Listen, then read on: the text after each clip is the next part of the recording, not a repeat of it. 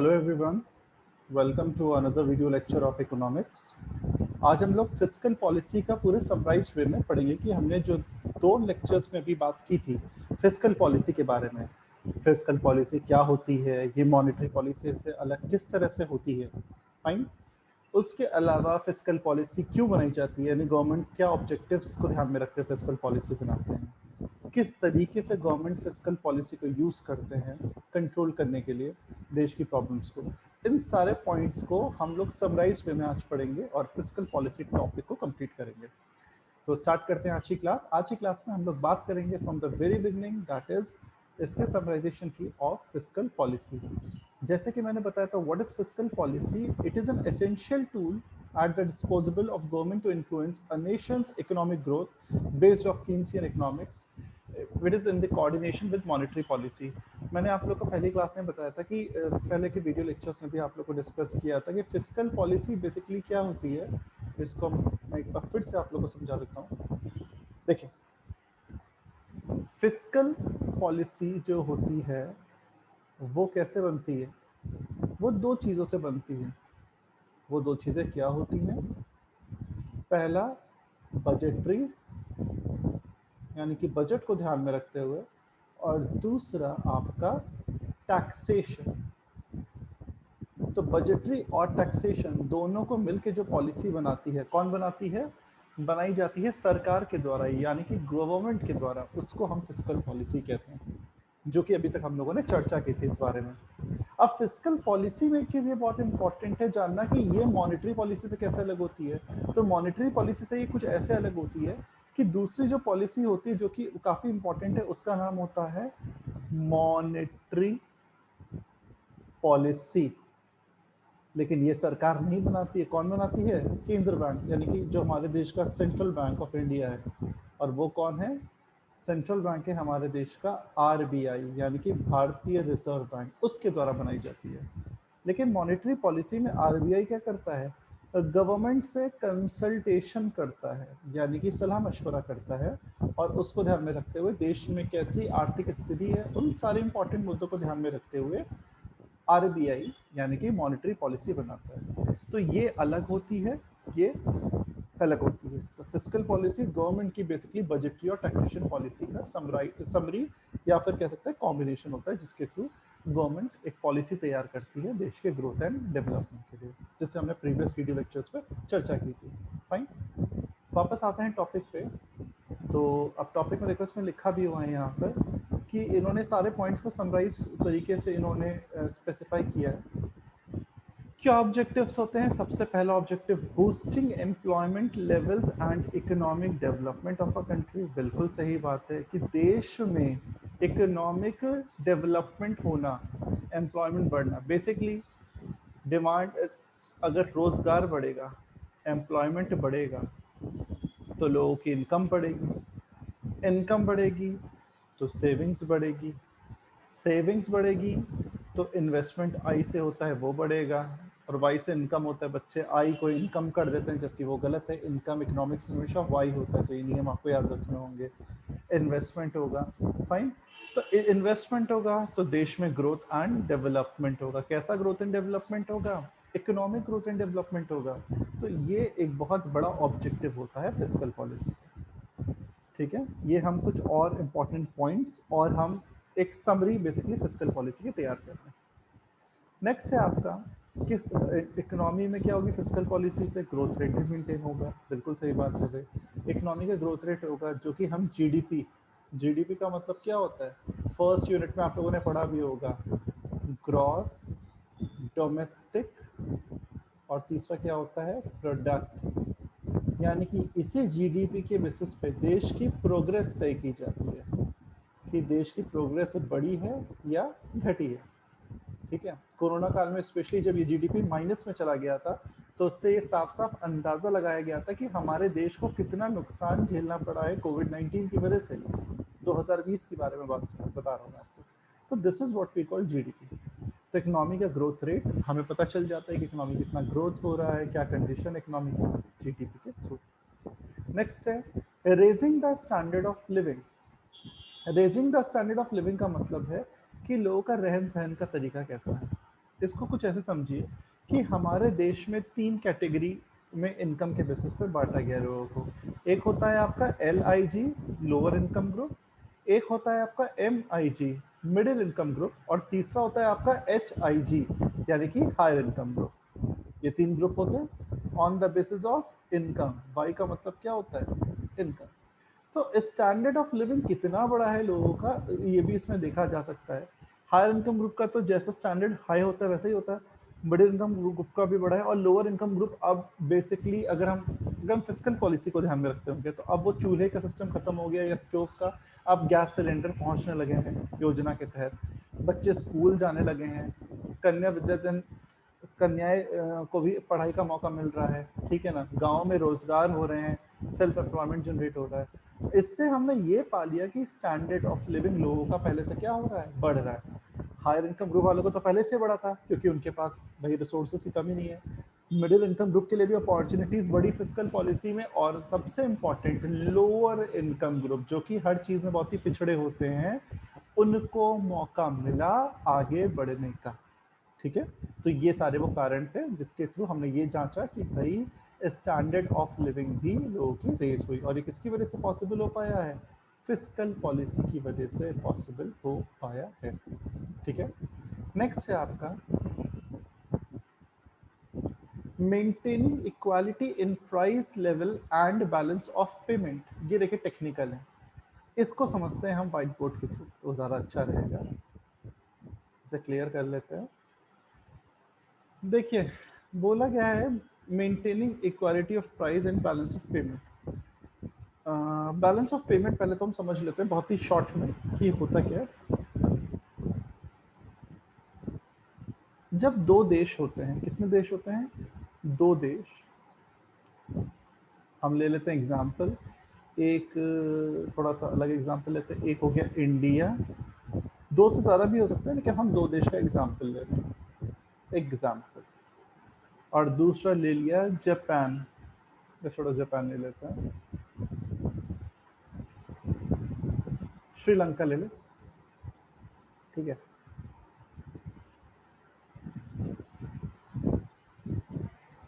श्रीलंका, ये दो कंट्री हो गई आपकी। अब इनके बीच में ट्रेड होगा। अगर हम अपने देश से दूसरे देश में सामान भेजते हैं, सेल करते हैं, तो इसको हम लोग वर्ड यूज करते हैं एक्सपोर्ट्स। क्या वर्ड यूज करते हैं? एक्सपोर्ट्स, यानी कि सामान या गुड्स या सर्विसेज सेल करना, ठीक है। अब अगर हम बात करें दूसरे टर्म की, अगर वही चीज हमारे पास कोई चीज की कमी, हम दूसरे देश से सामान मंगा रहे तो उसको कहते हैं इम्पोर्ट्स। इम्पोर्ट्स का मतलब क्या होता है? इम्पोर्ट्स का मतलब होता है गुड्स या सर्विस परचेज करना। हम यहाँ पे सारी बातें अपने देश के कंटेक्स्ट में कर रहे हैं, इंडिया के में। तो जब हमने दूसरे देश यानी कि हमने श्रीलंका का एग्जांपल लिया, उनसे सामान उन्हें सेल किया, हमारे पास बहुत सारे सामान है, हमने बेच दिया। जैसे फॉर एग्जांपल हमारे यहाँ एग्रीकल्चर प्रोडक्शन बड़ा अच्छा होता है, हमने स्पाइसेस बेचे श्रीलंका को, क्योंकि स्पाइसेस बहुत फेमस है केरल के, इंडिया में केरल। कॉफ़ी बहुत फेमस है इंडिया के कर्नाटक की, चाय बहुत फेमस है असम की, ठीक है। तो कहने का मतलब क्या है कि हमारे पास जो चीज़ एक्स्ट्रा है या ज़्यादा अच्छी है, हम वो जब दूसरे देश को बेचते हैं, that is called exports, goods and service sale करते हैं। और अगर हमारे पास किसी चीज़ की कमी होती है, हम वो मंगा लेते हैं, उसे कहते हैं इम्पोर्ट्स। तो एक्सपोर्ट्स को टेक्निकली एक्स कहते हैं, इम्पोर्ट्स को टेक्निकली एम कहते हैं। ये दो कॉन्सेप्ट क्लियर हो गए। अब ये एक्सपोर्ट इम्पोर्ट को ही हम इंटरनेशनल ट्रेड कहते हैं। क्या कहते हैं हम लोग? इंटरनेशनल ट्रेड कहते हैं। ये सारा क्या चल रहा है? इंटरनेशनल ट्रेड, क्योंकि ये दो या दो से ज्यादा देशों के बीच में होता है, ठीक है। अब इसका हिसाब किताब किया जाता है। क्या किया जाता है इसका हिसाब किताब? कि भाई कितना एक्सपोर्ट हो रहा है, कितना इंपोर्ट हो रहा है। एक्सपोर्ट से पैसा मिलेगा, इंपोर्ट से पैसा जाएगा, क्योंकि सामान बेचते हैं तो पैसा रिसीव होता है, इससे हमारी रिसिप्ट्स होती हैं। और सामान बेचते खरीदते तो ये पेमेंट होता है, तो रिसिप्ट्स यानी कि पैसा आ रहा है, पेमेंट यानी कि पैसा जा रहा है। तो ये जो प्लस और माइनस का खेल होता है, यही आपका क्या कहलाता है? बैलेंस ऑफ पेमेंट कहलाता है। देखिए ये हमने फॉर एग्जांपल एक बना दिया डॉक्यूमेंट, एक अंदाज़ा, एक टेक्निकल टर्म्स में बहुत नहीं जा रहा, बस ये समझने के लिए हमने क्या किया, बैलेंस ऑफ पेमेंट, ये पॉइंट को मैंने समझाने के लिए किया, ठीक है। अब बैलेंस ऑफ पेमेंट में देखिए हमने क्या किया है कि इसमें दो चीजें हैं, एक होता है रिसिप्ट्स और एक होता है पेमेंट्स। अब रिसिप्ट्स में देखिए क्या है, जो भी चीजें हमने एक्सपोर्ट की, बेसिकली क्या की, एक्सपोर्ट की, यानी कि एक्स, चाहे वो गुड्स एंड सर्विसेज हो कोई, उसके हमें रिसीविंग मिलेगी, तो यानी कि इनकम हो रही है। पेमेंट्स, हमने जो पेमेंट किया, पेमेंट इंपोर्ट में करते हैं गुड्स एंड सर्विस के बेसिस पे, तो किस प्राइस पर, सारा खेल किस चीज़ का होता है, प्राइस पे, किस प्राइस पे हमने एक्सपोर्ट किया या इंपोर्ट किया, ये भी हम फिस्कल पॉलिसी के थ्रू अंडरस्टैंड या समझ सकते हैं, या ये क्लियर कर सकते हैं कि प्राइस जो मेन एलिमेंट है वो कैसे तय किया है, क्योंकि प्राइस किसी भी चीज़ से कौन तय करती है, बेसिकली गवर्नमेंट, सरकार और कंपनी तय करती है, और उसमें गवर्नमेंट का हस्तक्षेप होता ही होता है, ठीक है ना, कि कहीं कोई दिक्कत तो नहीं हो रही है, गड़बड़ी तो नहीं हो रही, कोई इश्यूज तो नहीं है। तो इसीलिए बैलेंस ऑफ पेमेंट वाली बात यहाँ पे बोली गई थी, जो वो मैंने आपको समझाई कि बैलेंस ऑफ पेमेंट क्या होता है, एक्सपोर्ट इंपोर्ट क्या होता है, क्योंकि टेक्निकल चीज़ अगर आप नहीं समझेंगे तो आप आगे कॉन्सेप्ट में नहीं आ पाएंगे, ठीक है। तो ये चीज़ यहाँ पे बोली गई। नेक्स्ट है टूल्स क्या होते हैं, तो भाई देखिए टूल्स बहुत ही सिंपल है, किन तरीकों से हम क्या कहते हैं फिस्कल पॉलिसी बनाते हैं, तो क्या तरीके होते हैं फिस्कल पॉलिसी बनाने के, ये देख लेते हैं। टैक्सेशन, सरकार डायरेक्ट और इनडायरेक्ट टैक्स के थ्रू लगाती है। टैक्स दो टाइप के होते हैं, एक होता है डीटी और एक होता है आईडीटी। तो डायरेक्ट टैक्स और इनडायरेक्ट टैक्स के थ्रू सरकार फिस्कल पॉलिसी से इकोनॉमिक ग्रोथ एंड डेवलपमेंट करती है। दूसरा पब्लिक स्पेंडिंग, सरकार सब्सिडी यानी कि फाइनेंशियल हेल्प, ट्रांसफर पेमेंट्स करती है वेलफेयर पे, और कई अलग अलग बड़े बड़े प्रोजेक्ट लाती है जिससे कि सरकार देश के लोगों के लिए काम कर सके, उनकी भलाई के लिए काम कर सके, ठीक है। अब आते हैं टाइप्स पे। टाइप्स भी दो टाइप के होते हैं, पहला होता है एक्सपेंशनरी और दूसरा होता है कॉन्ट्रैक्शनरी, ठीक है ना।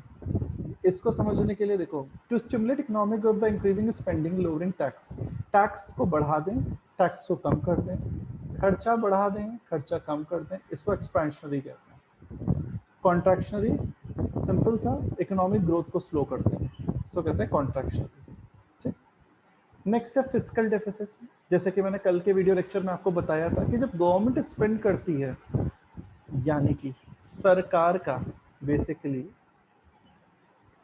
फिस्कल डेफिसिट को ऐसे समझो, सरकार को जो पैसा मिल रहा है रिसिप्ट्स वो हैं कम, और सरकार के जो खर्चे हैं वो ज़्यादा हो रहे हैं, तो ऑब्वियस सी बात है कौन सी कंडीशन आएगी, फिस्कल डेफिसिट की आएगी, कि रिसीविंग यानी कि कमाई कम हो रही है और खर्चे ज़्यादा हो रहे हैं। फिस्कल सरप्लस इसके जस्ट उल्टा हो जाता है, यानी कि जब सरकार के एक्सपेंडिचर हो रहे हैं कम, यानी कि खर्चे सरकार कम कर रही है, बट सरकार को जो रेवेन्यू मिल रही है वो उसे क्या मिल रही है, ज़्यादा मिल रही है, तो it is called fiscal surplus, ठीक है।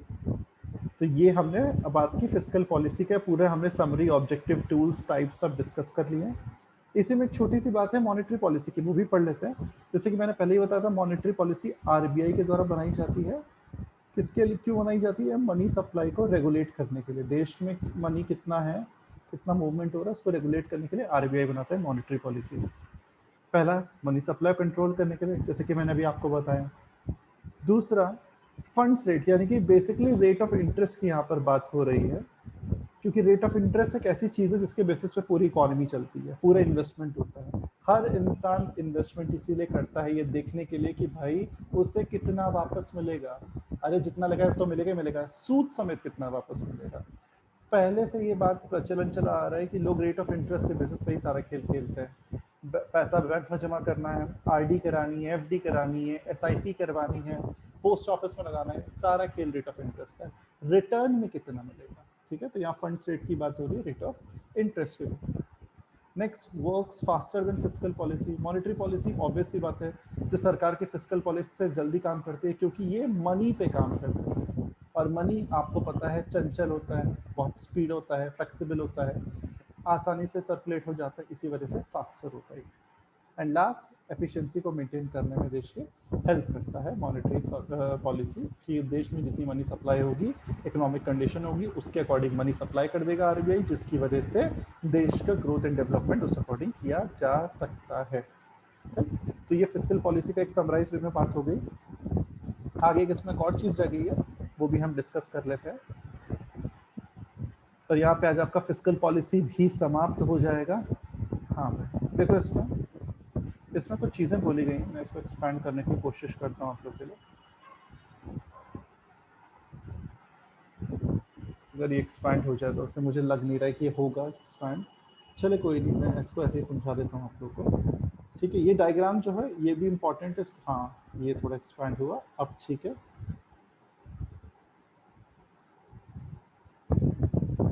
ओके, अब आई थिंक ये विजिबल है सबको। हाँ भाई, अब देखिए इसमें मैं आपको बता रहा हूँ कि हम पॉइंट्स पे चलेंगे, पॉइंट के अकॉर्डिंग। फिस्कल पॉलिसी को दो पार्ट्स में डिवाइड किया गया है। कितने पार्ट्स पे डिवाइड किया गया? दो में, discretionary and non discretionary. Discretionary का मतलब है डेलिब्रेट, यानी कि किया जाता है, किया जाए। नॉन डिस्क्रिशनरी का मतलब है ऑटोमेटिक, जो कि अगर आप नहीं भी करेंगे तो खुद से हो जाएगा। ठीक है, तो क्योंकि ये सरकार बनाती है, कौन बनाती है? फिस्कल पॉलिसी गवर्नमेंट के द्वारा बनाई जाती है, तब इसके अकॉर्डिंग चलते हैं। एक्सपेंशन जब हम खुद से करते हैं फिस्कल पॉलिसी में कार्य, खुद से फिस्कल पॉलिसी बनाते है सरकार, तो इस डिस्क्रिशनरी के अंदर दो चीजें आती है, एक्सपेंशनरी एंड कॉन्ट्रैक्शनरी, जिसकी हमने पिछले उसमें बात की थी स्लाइड में। एक्सपेंशनरी का मतलब जब सरकार खुद से अपने खर्चों को बढ़ा देती है, यानी ज़्यादा school, college, hospital, universities, roads, bridges, dams बना रही है। और दूसरा, अपने जो टैक्स का रेट है वो कम कर देती है, उससे हम कहेंगे क्या? That is called expansionary. सरकार अपने खर्चे कम कर रही, बढ़ा रही है और टैक्सेस को कम कर रही है, ताकि लोगों का डायरेक्टली बेनिफिट कर सके, तो देश के एक्सपेंशन के लिए काम हो रहा है। फाइन। सेकंड है contractionary, lower government expenditure, just उल्टा है, या हम कह सकते हैं ये इसके जस्ट ऑपोजिट है। कैसे? उसमें सरकार गवर्नमेंट एक्सपेंडिचर बढ़ाई थी, यहाँ पे सरकार अपने खर्चे कम कर दे रही है। उसमें सरकार टैक्स कम कर रही थी, सरकार टैक्स बढ़ा दे रही है। तो ये जस्ट अपोजिट होता है। जब देश में अपोजिट सिचुएशन होती है तो उसके अकॉर्डिंग सरकार डील करती है। यानी कि परचेजिंग पावर अगर कम है, 100 बात की एक बात, अगर परचेजिंग पावर लोगों की कम है तो ये वाली कंडीशन लगेगी एक्सपेंशनरी की, और परचेजिंग पावर लोगों की ज़्यादा है तो कॉन्ट्रैक्शनरी की कंडीशन लगेगी। और ये किसके थ्रू लगेगी? फिस्कल पॉलिसी के थ्रू लगेगी। कौन लगाएगी? सरकार लगाएगी। ठीक है, नेक्स्ट एंड लास्ट टॉपिक आज की क्लास का, that is your non discretionary. जैसे कि मैंने बताया खुद से ही हो जाती है, तो ये भी दो पार्ट्स में डिवाइडेड है, government expenditure, taxes. Government expenditure यानी कि जो सरकार खर्चा करती है, एग्जाम्पल दिया ट्रांसफर पेमेंट, टैक्सेस, कोई टाइप के टैक्सेस होते हैं। ठीक है, यानी कि कुछ चीजें जो कि बिना परचेजिंग पावर समझते हैं ना, लोगों की खरीदने की क्षमता, कितना लोगों का बजट है, कितना लोग कमा रहे हैं, 10,000 वाला उसके अकॉर्डिंग खर्च करेगा, 50,000 रुपए वाला उसके अकॉर्डिंग खर्च करेगा, 1 लाख कमाने वाले की उसकी अकॉर्डिंग परचेजिंग पावर होती है। तो बिना परचेजिंग पावर के भी, या उसको बिना ध्यान में रखे हुए, जब सरकार फिस्कल पॉलिसी, गवर्नमेंट एक्सपेंडिचर और टैक्सेशन के थ्रू देश के ग्रोथ एंड डेवलपमेंट के लिए कार्य करती है, कौन? सरकार काम करती है, गवर्नमेंट काम करती है, उसको हम कहते हैं नॉन डिस्क्रिशनरी, यानी कि अपने आप हो जाता है as per the situation of the economy. मतलब इसमें सरकार को बहुत ज़्यादा करना नहीं पड़ता, ये ऑटोमेटिक ये होना ही होना है कि इसका रेप्लिकॉशन से हम कह सकते हैं, इसके इफेक्ट्स ऐसे होंगे कि ये चीज़ होगी। ठीक है, तो एक डेलिबरेटली किया जाता है और एक ऑटोमेटिक स्टेबलाइजर है, जो कि एक तरीके से अपने आप हो जाएगा, या खुद से कहीं ना कहीं करना पड़ेगा, या खुद से इसका असर देखने को मिलेगा, या ये चीज़ होनी ही होनी होगी। तो ये था फिस्कल पॉलिसी की समरी। आई होप आप लोग को समझ में आया होगा। फिस्कल पॉलिसी में एग्जाम में इसमें से कुछ भी आ सकता है कि फिस्कल पॉलिसी क्या है, फिस्कल पॉलिसी के ऑब्जेक्टिव्स क्या हैं, उसके टूल्स टेक्निक्स क्या हैं, और फिस्कल और मॉनेटरी पॉलिसी में क्या अंतर होता है। तो आई होप अभी तक के जितने भी आपने वीडियो लेक्चर्स देखे होंगे, क्योंकि उससे आपको फिस्कल पॉलिसी क्लियर हो जाएगी। तो ऐसे ही पढ़ते रहिए, और सब लोग कोविड के टाइम में सेफ रहें, और नोट्स आपको दिए जा चुके हैं, आप उसको पढ़िए। और टीचर जो मेहनत कर रहा है आपके वीडियो लेक्चर के लिए इतना, उस वो सिर्फ टीचर मेहनत ना करे, आप भी मेहनत करें और इस समय का यूज़ करें। ठीक है, मिलते हैं फिर नेक्स्ट वीडियो लेक्चर में नए टॉपिक के साथ। ठीक है, तब तक के लिए सब भाई अपना ध्यान रखें, सेफ रहें। Take care everyone, have a nice day.